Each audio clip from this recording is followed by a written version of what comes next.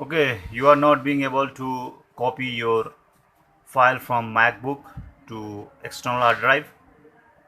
Now you can see here copying files, right, to external hard drive. This is new volume external hard drive, right? So how to fix that?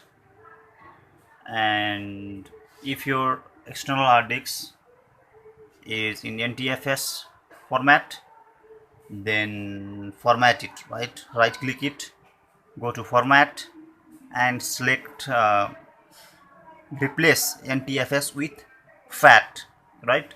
FAT or EXFAT, right? Change it to FAT32 and click that and then click format. Now I'll show you how to do that. For example, this is the external USB or external SSD, right? Right click and then go to format, and you can see here EXFAT. By default it is NTFS, right? So if file system is in NTFS type, then you cannot copy files from Mac to external USB or external drive. So before formatting it, click file system, select XFAT, then do format, right?